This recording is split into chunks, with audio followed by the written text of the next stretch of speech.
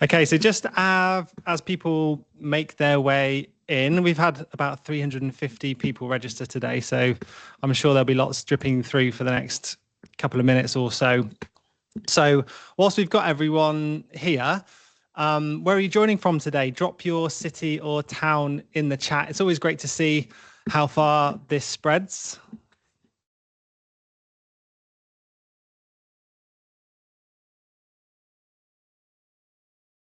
Bristol, represent. Brighton, love that. London. Have we got any internationals today? Doncaster, London, Stroud, Amsterdam, love that. Salisbury, Newcastle, hi Helen. Dubai, look at that, going global. Seb, Bristol, good to see you, Seb. London, nice. A nice mix. Right, how many have we got in now? Bradford on Avon. Hi, Vicky. Bromley. Good to see you, Matthew. Okay, whilst we wait for more people to feed in, this is a question we ask every single time on this workshop series because it's really fascinating to see how it moves. So I'm going to put this one on a poll this time. So that this should pop up now on your screen. So where are you at on your AI journey today? Give me a number from 1 to 5. So 1, haven't really started. 5, it's embedding across the team daily, changing how we work. So if you just submit your vote, then you should start to see the results of how the audience is sitting right now. Nice, got more progress actually than last time. We've got nearly 50% of the group starting to embed it into a workflow or two. That's good. Keep the responses coming through. This is really interesting. And we ask this on every session because over time you can watch the room move up the ladder. And if you've been to a few of these, hopefully you can see your own number has shifted a little bit since last time. And if you're sat in a 1 or a 2, you're definitely not behind. That's exactly where most of the room started. We've now asked over 800 finance leaders across this series, and the bulk are still in that experimenting on their own phase. There's only 5% who've actually embedded it properly into finance workflows. So whatever your number is, you're in good company. And the fact that you're here means you're already doing one thing that moves it, which is just showing up and having a go. So let's get going. So for those that haven't met me, I'm Leo Hewitt, founder of Core3. We build scale-ready finance teams that hold under pressure and stay trusted across the board.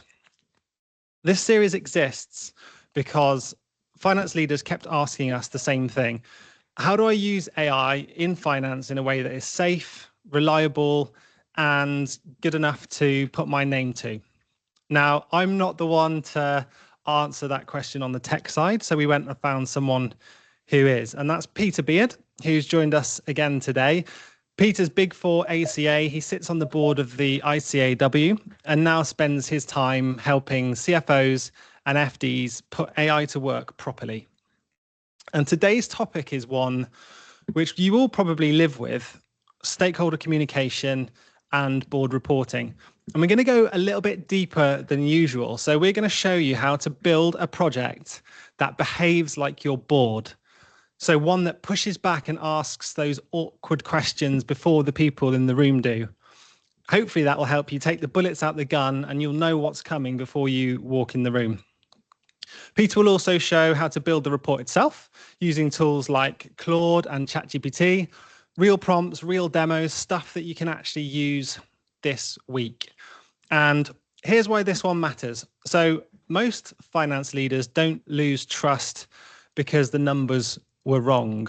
They lose trust because of a surprise. One question they couldn't answer, one wobble they didn't see coming. So imagine sitting down the week before with something that interrogates your pack the way that your sharpest non-exec would. And that's not just a time saver, that's a confidence changer. So I'm hoping this session will be a really, really useful one for you. A quick bit of news that I'm really excited about to share with you. Our online community is now live. It's called the Inner Circle. So I'm just going to share screen to show you that. Can you see that now? Peter, have you got that? Yeah. Yep. Perfect. So as you'll see, this is the Inner Circle community. So after this event, you'll get an invitation to join the Inner Circle, which is where now all of the resources will live. You'll get to see the feed of upcoming events. You've got a place to introduce and network with your peers.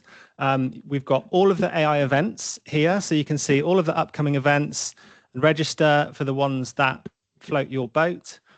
Then you've got AI resources. So we've got all of the last webinar topics. You just click in, and within each one, you've got the slide deck, the cheat sheet, and the recording. So that will just give you all the resources in one place. No need now to wait around for an email to come through. And finally, we've got the chat room. So this is where just a really good place to share wins, what's happening, what problems are you trying to solve at the moment. Peter will also be in this chat room, so he'll jump in and answer questions wherever he can as well. So really excited to join to launch that, and it will come out by close of play tomorrow. You'll get an invitation, and you'll be able to see the recording for this and all of the previous events that we've done. So right now, the one thing that sort of really gets me thinking, since working with Peter and partnering with him, it's been about a year now, hasn't it, Peter? 1 year anniversary, Leo, just come up. Exactly. We should light a candle. But it's really got me thinking about how I see my own world, which is talent.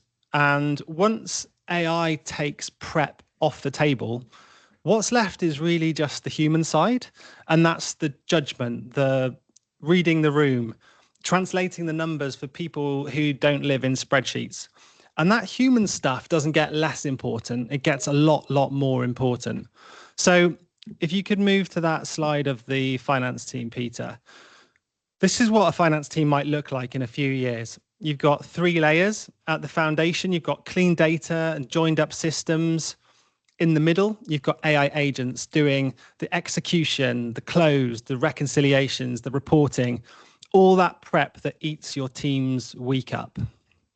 And then at the top, you've got the people. Less of them, but doing higher value work. And the funny part is that none of this is science fiction. The tech already exists to build a team like this today. Finance, and rightly so, just won't go in just yet until the data and the controls are trustworthy. But the direction's really clear. So this is a question that I just wanted you to sit with. When AI takes all of the prep off your plate, will your people have the credibility to step into what's left? And this is what I'm obsessing over. If you want to talk through what your team looks like on the other side of this, if you want to talk about a job that you're thinking of adding into your team and really interrogating, okay, what does that look like? Is it future-proof? Whether you're hiring or not, just grab me for a one-to-one. The QR code is on the next slide, which I think Peter will bring up now. Just in terms of a bit of housekeeping, quick one on the format. It's 45 minutes and then 15 minutes for a live Q&A at the end. So just drop the questions in the chat as you go, and I'll do my best to get around them. Everything today, like I said, lands in the Inner Circle community afterwards. So you get the recording, the slide, the cheat sheets. The invitation will come via email, so keep an eye out for that. And on here, you've got QR codes to book a meeting with me to talk about the future of your finance team, or with Peter if you want a one-to-one to talk about how AI can be embedded into your finance team today. These are both geared up for FD and CFO level one-to-ones, so feel free to book using these codes if that's useful for you. But that's enough from me. Over to you, Peter. Thank you, Leo. Good morning, everyone. Or good afternoon, actually. I hope you're all doing well, and welcome to this session on for AI for board and stakeholder communications. We'll be going through some real life practical use cases with this, and as well going through what the latest updates have been in the news in relation to the latest AI developments as well. You'll get these slides at the end of this session, so you can take note and have reference here, like so. So that's what we'll be covering. So kind of just a quick update, really quick update in terms of what's new since May, a recap of what that looks like. You'll also get as a bit of a resource, like what does governing GenAI at a board level might look like as a starting point.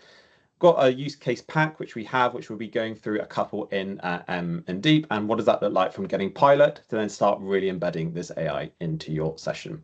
So then, Manu, we've just got to have a quick update from our last session since May 2026. In terms of the latest intelligence leaderboards, is that Opus 4.8 was released in the previous month, and also was Claude's latest model, which was called Fable 5. That was available for a week until it got withdrawn by Claude and by the US government down to cybersecurity of how capable it was. It was fantastic at identifying gaps and leaks inside of our code bases, inside of websites, etc.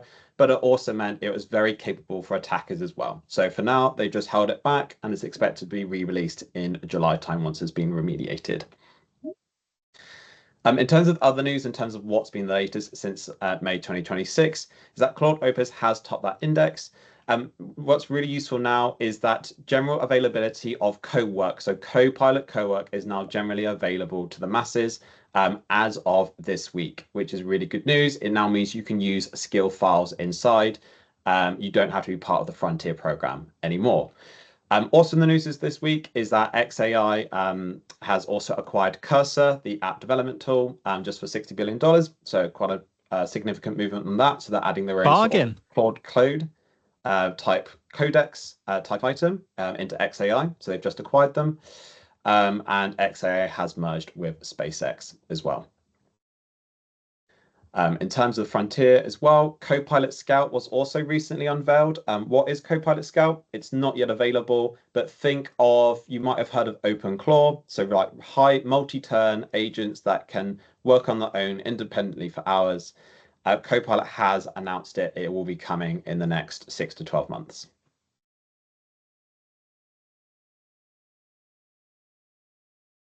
And so just as a recap, these tools are becoming extremely capable, extremely connectable, and also being governable, being able to look at in terms of kind of from a framework perspective, and also being able to control them in terms of how their connections are done. Just on that piece on Fable 5 as well, kind of one of the takeaways from it is saying, look, that these tools can be extremely capable. And so one of the things is we kind of call it the eggs and basket risk from this is that we find most high functioning finance teams have at least one, if not 2 to 3 general purpose tools. So a Copilot plus a Claude or a Copilot plus a ChatGPT or plus 2 others. If you use like a Gemini, or your engineering teams might be using a Cursor or an XAI, etc. For front office and back office too. Okay, and so just to kind of reiterate continuing from this news, a real kind of key area is it really just cannot emphasize enough is this transition from being preparer to reviewer. So that feeling of, okay, now that AI is doing the production work, we can really get these tools to do that as part of our time spent. We've done this is because of recent surveys around this of actually most of our time within finance teams and those in practice is around 60 to 70% mechanical or production work, with very few amount looking at like the decision making and the reviewing element. So AI is really suited well to help with that preparation side of doing these tasks. Of course, our famous adoption curve as well. Most finance teams recently, this is an ongoing survey, is that most are kind of like at its piloting stage right now. You'll be a range across that. And we're seeing at the start of it, a lot of high functioning finance teams, particularly out in Silicon Valley, are typically in that sort of 4 to 5 range. So it just gives you a head of kind of what we can see in terms of what's the frontier of that curve and what that looks like. Just as a recap, as always, when we're looking at finance accounting, we use something called the facets framework. We've covered this in depth a lot before, but we'll just have this as a reminder. You'll see lots of prompting frameworks for different industries and tasks, but for finance and accounting, we found this to be a very effective method, which has been tested over thousands of times across hundreds of use cases. It's all of your experience with these tools is extremely correlated to how you talk to them and also the buttons you press and the context that you add to these tasks. It's like a recipe card. So definitely what to watch for. The reason why we have this is because there's something called temperature. As a real quick whistle stop, answers in AI can vary. Now that's a value that's set between 0 and 1. These tools set them between 4 and 6. We can't control that value in most instances. However, we use prompt frameworks to bring down the temperature so that we get consistent, reliable results. Less variability when we ask the same question twice.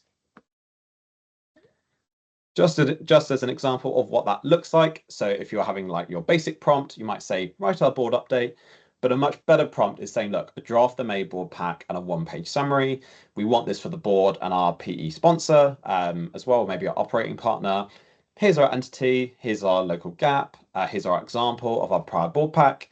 And we want to red, amber, green, each KPI and risk. We want it in a PowerPoint plus a word summary. And our sources, we might then have those attached files, our management packs, our TB, etc., to be able to do that. Just as then standard practice as well with your facets, I will show you how you do this, like baking these into skills, as saying, look, when we want an Excel, we want to have traceable formula. So unless we tell these tools we want that, they don't do it by default. So we actually have to tell them. And so pasting that in, and as well, validation checks, making sure that we can, a technique of being able to verify accuracy and completeness of these working papers, of saying, look, do the subtotals equal the total? Do the sum of the buckets equal 100%? Are there any duplicate values or unusual values? And are the formulas all traceable? And if they do, they pass. And if they don't, they fail. And we can then review and go straight in. And as well, just a good practice is that we can help tell these AI tools how to design good quality work papers, Excels, Word documents, etc. And a good practice for Excels is saying, look, I always want my work performed, like document the procedures you did, give me the working tabs, my source data, so I know where that data come from, so it's all traceable. And then, of course, with my final validation checks at the end, making sure that we can tie the bow on our work. So this is something then we can have all of those three standards. And just in terms of a real quick piece, we are talking about board and stakeholder packs and communications. And so with this, it's just being bearing in mind is that we, under our kind of UK duty, is that it's something that not to delegate. Of course, you'll have your own local jurisdictions. If you're dialing in from abroad, it's just being mindful of those, is that still the human is in the seat. We are the driver and we take the actions and decisions. We can't defer accountability out to these tools. A useful way of just framing it is thinking about like setting your AI strategy from there, being able to make sure that it's properly resourced, making sure that if there are any kind of controls or requirements, that it's risk-based and it's proportionate to them. We can see sometimes a lot of businesses have like blanket statements across, just thinking about whether a more nuanced approach might be appropriate, looking over across that and then having some sort of recursive feedback loop to make sure that your AI adoption from a board perspective is sufficient and appropriate to capture those items. From a UK perspective and international, you might have a GDPR or local jurisdiction. And of course, the things that we're looking for to make sure we're comfortable with these tools is ISO 27001, 42001, and SOC Type 2. We've shown this before, but we'll show how you can access those inside of the trust centers and trust portals of these tools. So with that in mind, it's time for some use cases. Leo, before we dive in, do we have any questions in the chat? Not at this stage, Peter. Great. Okay, so with that in mind, let's dive into some use cases. What we've done is create a practice company it's called Meridian Group, and we've got a range of profiles. So it's a UK industrial that's based out in the UK. We kind of give a profile of what that business is.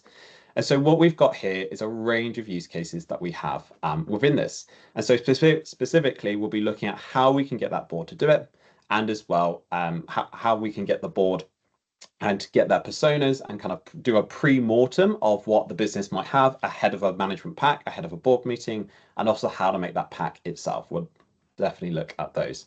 And if we have time, we might be able to see a couple as well. Okay, so with that in mind, let's give it a look. So I'm going to stop sharing and then I'll reshare screen. Let me know when it opens up. And then we can take a look.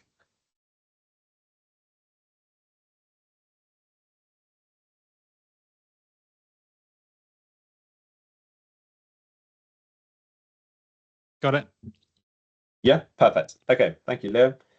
Okay, so as of getting started, if we wanted to make a board pack, how might we do this with a facets prompt framework? And so with this, what we've done is say, look, this is our use case 3 inside of that deck. Is saying, can we draft the May 2026 board pack, trading and performance, cash and working capital, with our covenant headroom, KPI, risks, and narrative, as well as a one-page exec summary.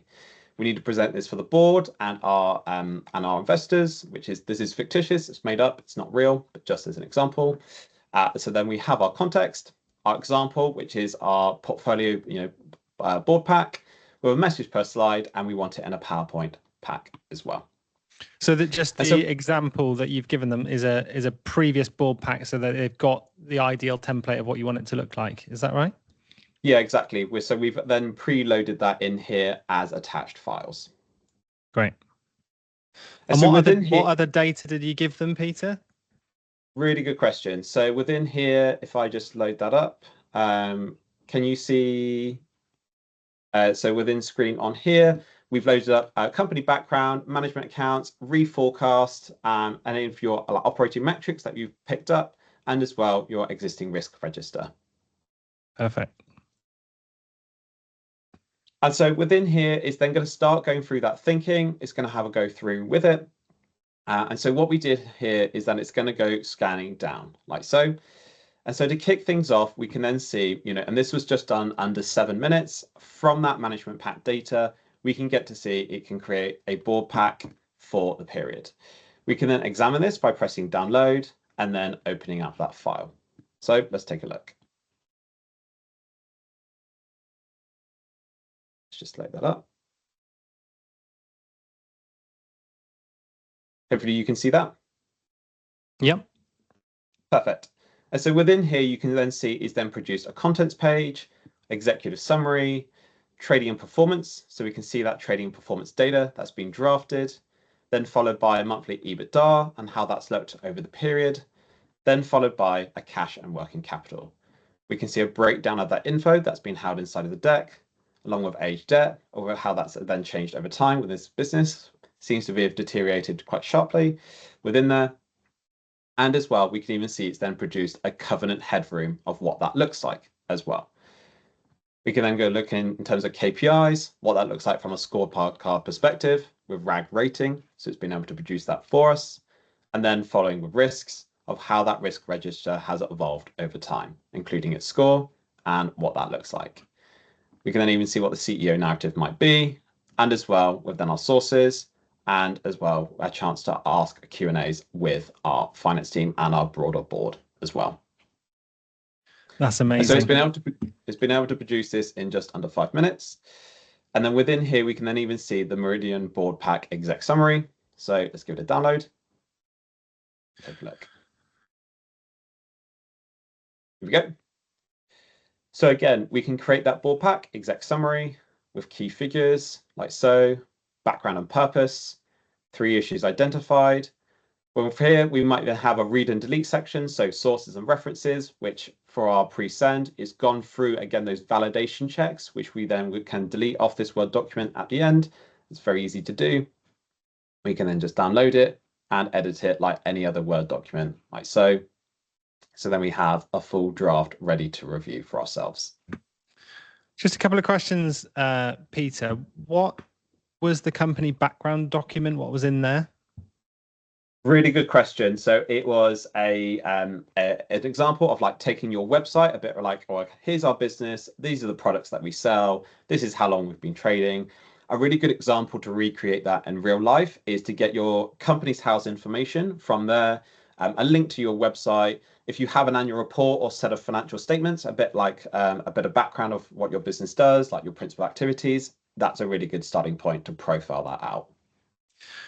Great. And we also had a question on the facets skill. How do you bake that in so that your model would automatically follow the facets model? Is that a skill that you've built? Is it shareable, or do we have to build it ourselves? Yeah, it's a really good question. It is in development at the moment. Watch this space in terms of it. It's just still going through next waves of testing and validation from the ICW. So watch this space. But I would imagine in its simplest form, and I've created a few skills for Core3, you could just copy and paste the facets framework from the slide deck that you've shared, and also the rules of like what validation, things like that, into chat and say, create a skill for this, right? That information's there. It's just about having that kind of like, single source aligned one. That's like, because of course each business might have a different interpretation of that. But of course. Perfect. And so from here, we can even get it to say, look, we can make an interactive dashboard. And so we can have that even down below. We can then talk through that story with our board and then run it through with them. So let's take an example. This is it over here. Now, of course, we wouldn't want to show them the kind of the chat interface of going along. And so what we can do is then download this as a HTML. We can download that as a file and then open it up. And so within here, we can then walk through this as quite a good device as then walking through the story of our management pack for our board. We can see an overview along with the trading performance in the business, followed by cash and working capital of how that's changed in the period, including what the cash bridge is, followed then by a current scenario. And what's really useful here is we can even get this to do live sensitivities and seeing what happens if we change certain assumptions inside. So here we go. We have our debt covenant and what our terms are, including leverage and headroom. We can see what would be the effect if we changed each of these variables and what that would look like and have effect on the business.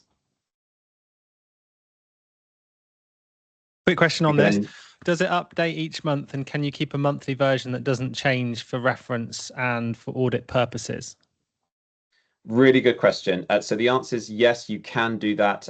Currently, you can do that inside of Claude only. ChatGPT, Copilot, and the others don't offer it, but it will be coming in the coming weeks and months. And so within inside of this environment, what you're looking for is something called artifacts, and you can create what's called a live artifact.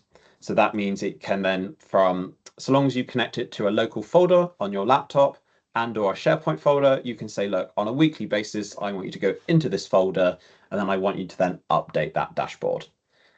So then it executes it, and then you just review it, and it sends you a notification once it's done that. And then from an audit perspective, would it save the history of each monthly report? Yes, it would.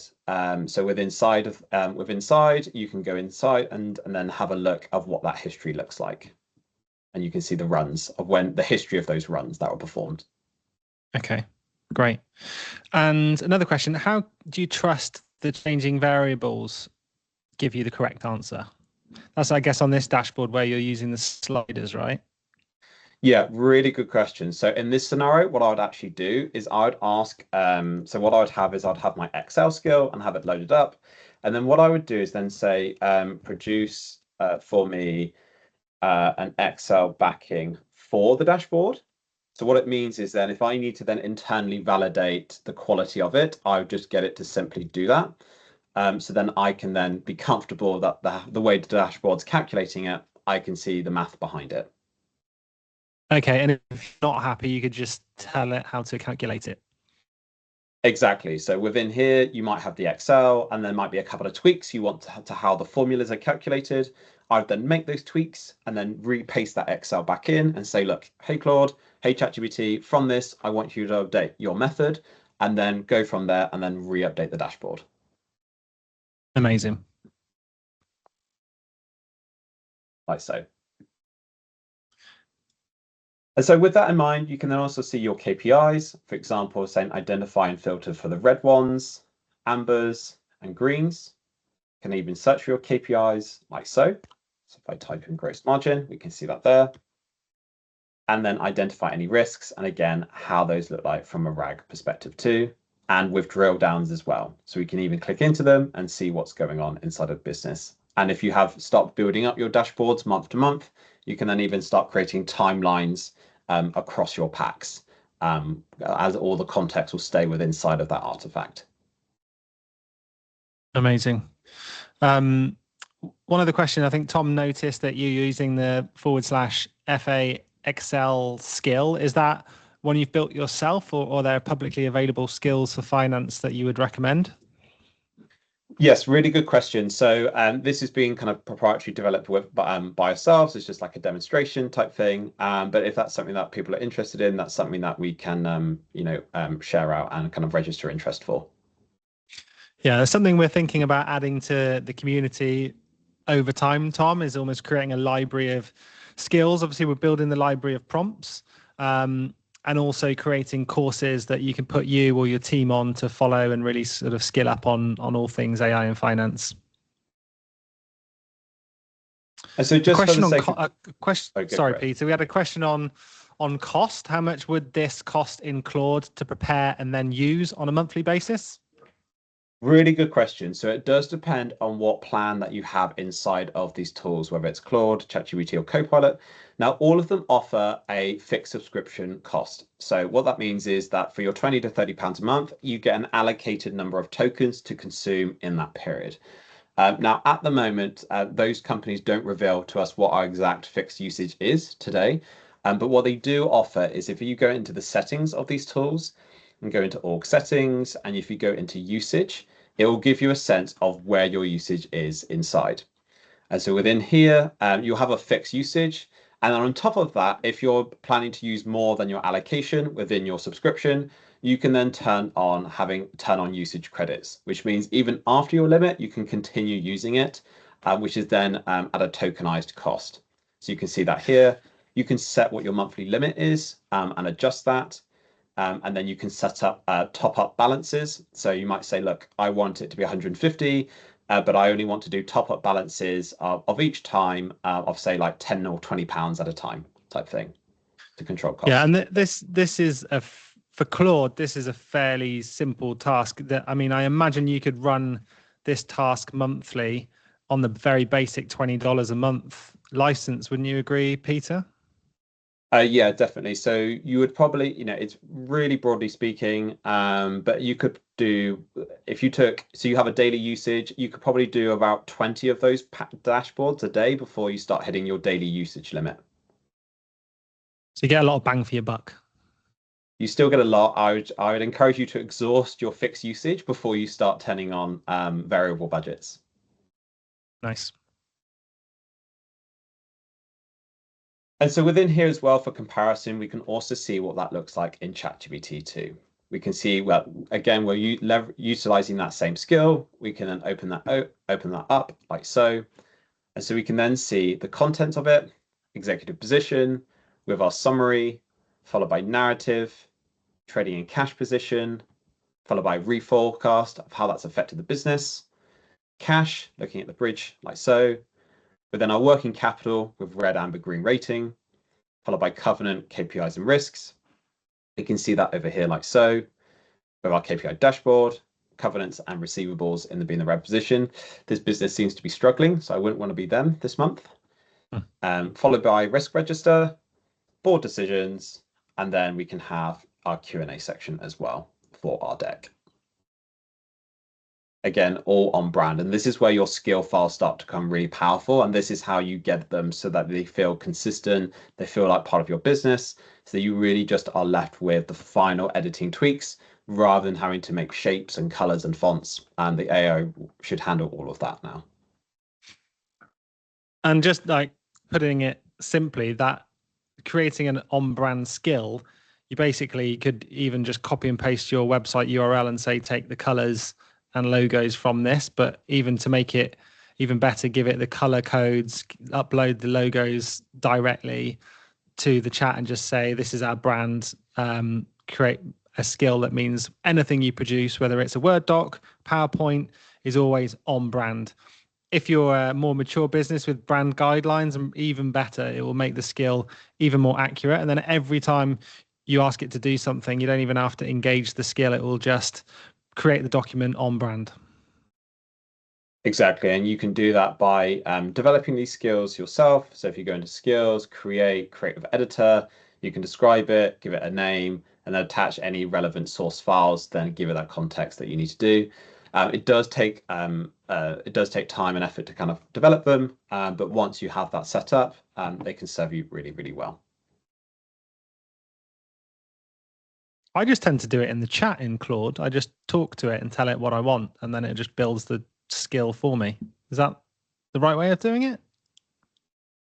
All comes down to how fine-grained you want your skill to be with inside. So the more specific attributes you want your skill to have, like certain behaviors or traits, or how it depends how specific you want your skill to be. The more specific, the better.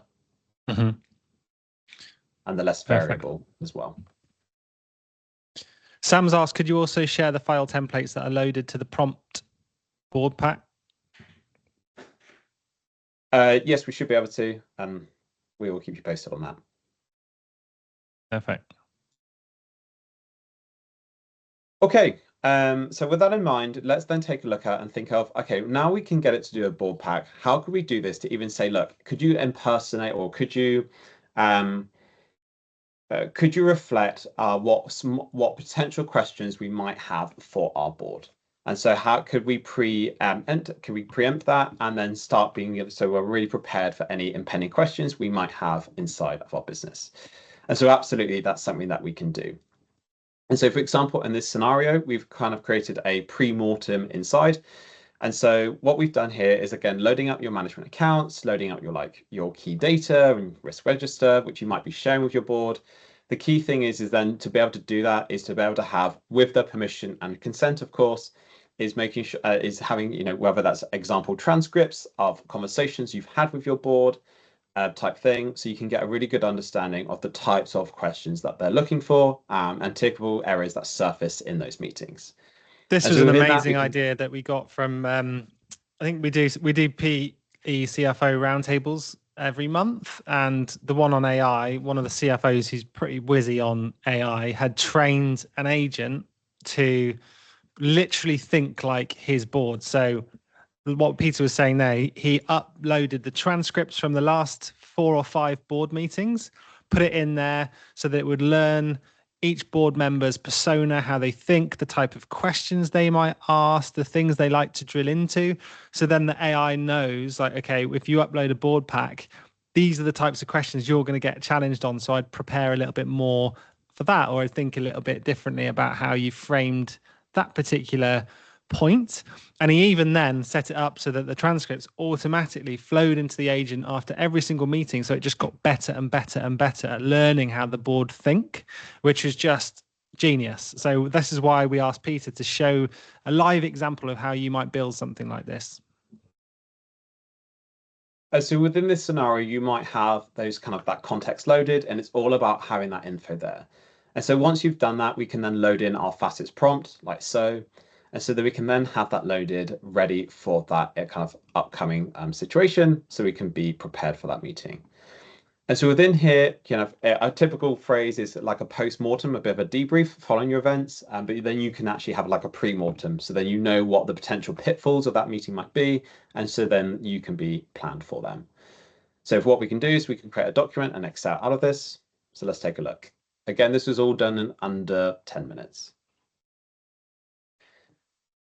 And so within here, if I just make this bigger and zoom in, you can see we've got our Excel working paper, which gives an idea of what that looks like. And so it's even produced for us a Q&A register. So it might be around the kind of persona of who that role might be, what that potential question might be, and also what a example or potential response you might have is. Now, of course, it's not to forgo that obviously your decision and your judgments and phrases are ultimately yours. Can't defer accountability to that. These are just potential examples that you might have just to help you better prepare for meetings. As well, it might then have a confidence rating, what that gap closing action is. So if it's something that can't be answerable, what might you do to mitigate it or better prepare ahead of the meeting, with a status and the owner of that response. Like so. That's incredible. We can then even have an action list to say, look, actually, we're not in a good enough state to kind of present this to the board, or what could we do to remediate this? So then we can have our priority, our action, who's the owner, the detail, and what are the linked questions to it, and what's the status of those action points. We can then see a covenant check. So looking at the values here, again, all formula driven, which is really helpful to look at what are the scenarios or what are the, as part of the lending arrangements. We can see what the potential personas might be, within those roles. Of course, we would just want to adhere to making sure that we do adhere to professional behavior and competence, and making sure we protect our board's confidentiality as well. And then we can have here our key figures and source data and validation checks too. That's going to reduce a serious amount of pre-board meeting anxiety, I think. It's amazing. And I'm guessing once you've made it, you can just chat with it and just role play, ask different scenarios, get it to prompt you on things to consider and get ready for. Exactly. And so it all comes down to what format you want. You might want an Excel, you might want a Word document. It all comes down to your personal preference. But you might even have it as like a presented Word saying, look, this is what the question might be. This is the kind of answer that you might give type thing to help support you. And help prepare, so then you can own and can take ownership of those meeting discussions. This one's quite now helpful here, as it's even showing you the reforecast and the interest cover as well, or the leverage, to help you really visualize it too ahead of the meeting. Love that. That's amazing. A few questions. Do you see a lot of hallucinations in Claude outputs? Really good question. So hallucinations can happen for a number of reasons. One of them comes down to, actually, we might just show this on here. So, okay, a few reasons why hallucinations can happen. All tools can hallucinate. It's all down to how you use them.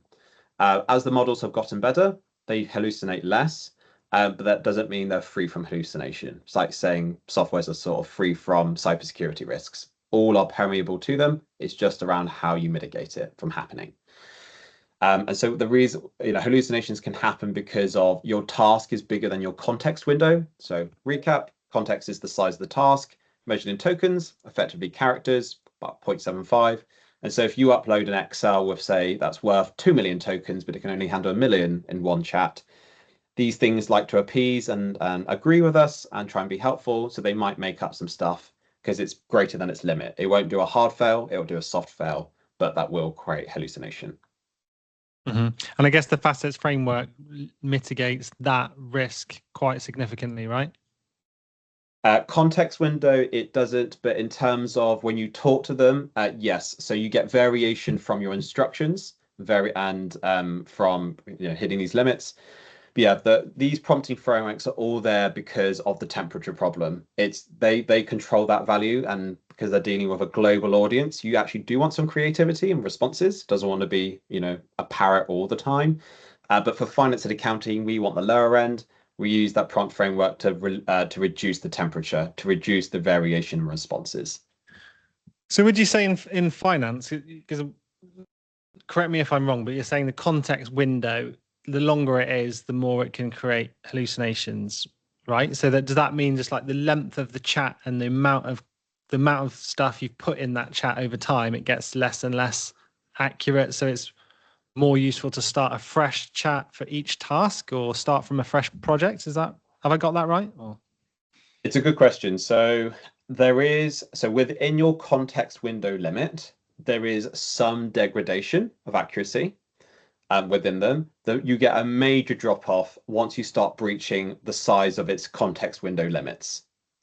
And so the reason why we have things like validation checks, the reason why we have traceable formulas is such that to mitigate those risk of hallucination, because if it does find one, the validation check will show a fail, in which case that's still okay, because then you can ask these tools in Excel, Copilot Excel, you've identified a validation error, identify what it was, and then resolve it. You can go into those tools and ask it to do that. Great.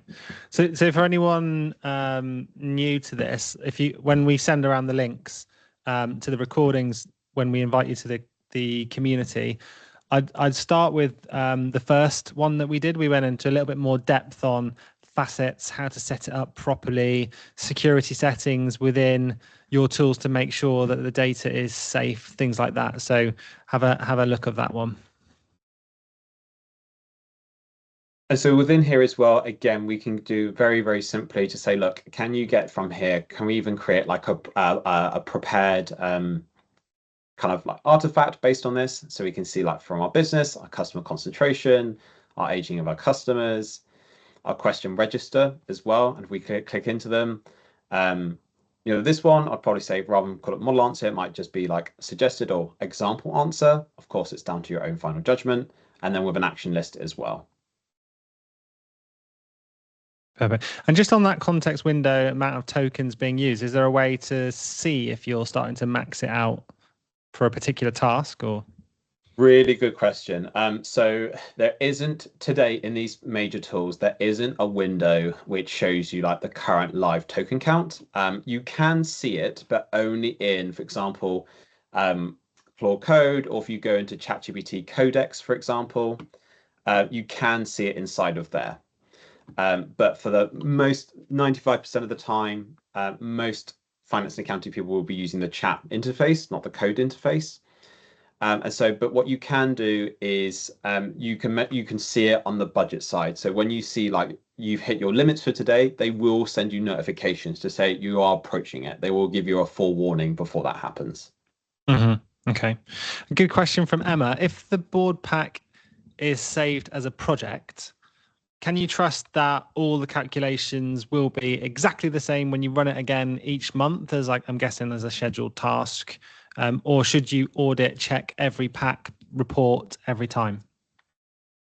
It's a good question. So today it's a fantastic preparer. It's still expected that a finance professional would review an AI output before you just send it off as a basic means of like to be comfortable that you're happy with the output. Like you would with a junior, we wouldn't want to send these things blindly to other people without seeing them first. Okay, perfect. But again, this is where like the validation checks and traceable formulas and things like that are there to aid you and the review, like having the tab structures to make it as fast as possible for you to review these work papers effectively.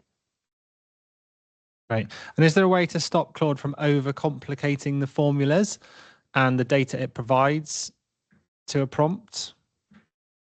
Good question. Overcomplicating. Yeah, I think someone commented on this before. Like if you actually click into the formula that's created, it's quite a big, long, like complicated formula rather than a really simple sum if or whatever. It's a good question. So I would put that down to your skill file. So it might be, so sometimes these tools like to be overly verbose and like kind of like to flaunt their ability, like with having these kind of excessively long formula. I would actually put that into your skill file saying, look, where possible, it's traceable formulas, but to maintain simplicity inside of those formulas for reliability. And you literally say that to Claude. I mean, it's as much as you just have that conversation with Claude or with ChatGPT or Copilot when you're making that skill. So it then embeds that default behavior. Okay, great. Question from Richard. As it stands with one eye on the future, is ChatGPT likely to close the gap on Claude as a tool for finance teams, or is the gap already not that significant? They are extremely, in terms of the quality of the outputs and deliverables, they are extremely close now anyway. So I would say maybe in like March, April time, Claude did make a bit of a headway in terms of functional performance. But now Copilot and ChatGPT have become really, really close in terms of the quality of the outputs that they've been able to produce. We can see that in here as an example of this, like ChatGPT output and whatnot. Again, it can pick up these skills really reliably to do it. And again, have full validation checks and consistency. So since even our first webinar, the race has become closer. Okay. And someone asked, do you need all of the tools to do what we're doing? And I get we're only really showing the variety of tools because everyone's using a different one, but really you sort of choose your camp and stick to it, right, Peter? Yeah, so there are 6 key players. It's your Copilot, your Gemini, your ChatGPT, your Claude, and also your Perplexity and your Grok.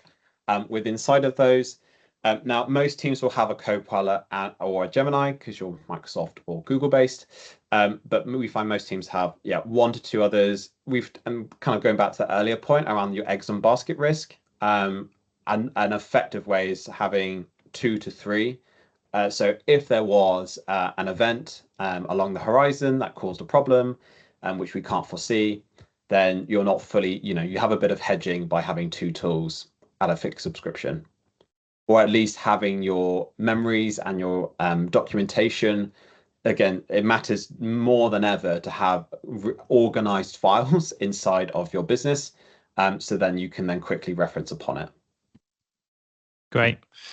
Question from Matthew. Can Claude link with an accounting system like Xero? Well, actually, Matthew, I did that myself last week. I created my own cash flow model as a non-finance person, linked it to Xero through Connector, used the facets framework, and it created something pretty mind-blowing. So yeah, if you go into Connectors menu here that Peter's showing you, which is in settings, you can then search for the software. This is NetSuite. Obviously, if you search Xero, Xero will be there. Then you just have to log in, authorize the level of access that you want to give it. And then whenever you want to ask questions, you could just say, using the Xero connector, please help me create this. And then it will engage the connector and start looking at the information in that software. Yeah, it's a really good point. It's probably just worth mentioning as well on the point of connectors. So ChatGPT calls them apps, Copilot calls them connectors as well. If I show you inside of M365 what that looks like. So this is the M365 admin center. And so this is what your IT team will see on the back end. Like this is all the settings for the business. And so you'll have this section called connectors inside of here. Now you can do that by pressing add connection like so. And so these are ones that are being pre-developed with Microsoft that are in its marketplace. Like almost treat it like an Argos catalog type thing. And you can see these range of connectors which are available today. So broadly speaking, Copilot has around just under 100. ChatGPT has around 200 connectors. They're available in its marketplace, treat it like an app store. And Claude has around 800 in its marketplace so far. But they are catching up to speed across those others as well. And then that last little point in terms of those connectors, if I just go onto there, you can go onto settings, go onto connectors, and you can see your range, for example, over there. And then when you're doing this, the main thing is inside when you have your connectors. If we go into customize, actually, I'll just show you on another page. What's important is that when you do this, if I just go into here, go into Chord, settings, customize, connectors. So an example, let's take DocuSign, for example. Connectors do 2 wonderful things. They can read information from other systems and be able to kind of gather that, like Leo's example, gathering from Xero. Connectors also have this write function as well. So this is what, when you hear the term agentic AI, it can be over-marketed, but it really just means to kind of affect change in other systems, to write and make changes. So like I have age customers, I need to write them off of my books. Hey, ChatGPT, go and book that double entry into my accounting software. The main thing really important for controls and governance is to decide whether you want, each time it does it, it asks for your approval, whether you want to block that functionality or which specific function, always allow it or custom. And again, with your write and delete tools, do you want to block that ability? If you're unsure, your write is a higher risk than read because this can affect other softwares. But just it's something that as part of your adoption, you want to have a look at. Yeah, I haven't even let it write in or have access to my emails. I just worry it will just delete everything in one go. But it's probably read only is the safest, I would imagine. Exactly. So a couple of questions on like security and confidentiality with this type of information. If you're putting board packs in there, etc., how do you make sure that it's confidential? And another question, probably related, is does it matter that all the key players are US based? So on that second part of the question, they are US based. The main point around that is like, where's your data stored? And they do offer, okay, so when you're under Firstly, if you're a finance or accounting team, you need to have a business or enterprise plan. They offer a free tier, consumer tier. It's not sufficient appropriate. It doesn't have those like 4 requirements of GDPR, ISOs, and whatnot. The point on the US is that it does slightly depend on how much data sovereignty matters to your business. A lot of businesses don't seem to mind. A lot of M365 businesses have their data in the US and Europe. Sometimes it's scattered across multiple warehouses. But when you choose an enterprise agreement, you can request specifically which region you have a data center if that matters to your business. Excellent. Love that. And question from James. How do we make the outcome more deterministic rather than probabilistic, aside from facets? Are there any other frameworks to think about? How are companies producing agents for things like monthly close, rec experience, etc., doing this? Yeah, it's a really good question. So if you look at your variables, there are only so many key variables you can adjust as a user. The first one is your written instructions, which is your facets framework. The second one is the model that you've chosen. So by default, it's recommended to have the most capable model inside of that tool, just because finance and accounting is in one of those industries like medicine, like law, where reliability matters a lot. And so always encourage you to use the highest performing model where you can. And on that, Peter, just as an example, does that mean like Opus 4.8 extended thinking mode or 5.5 ChatGPT Pro mode? Like which one would you recommend? Really good question. Can you see my screen on the web? Yeah. Yeah. Okay. So inside of here, this is where I'd look at things like your highest performing ones that are high on the intelligence index. So like Opus 4.8, GPT 5.5, Gemini 3.5, and whatnot. And so it's making sure you have a reasoning model that can think through, and by default using that. Your trade-off with those is cost.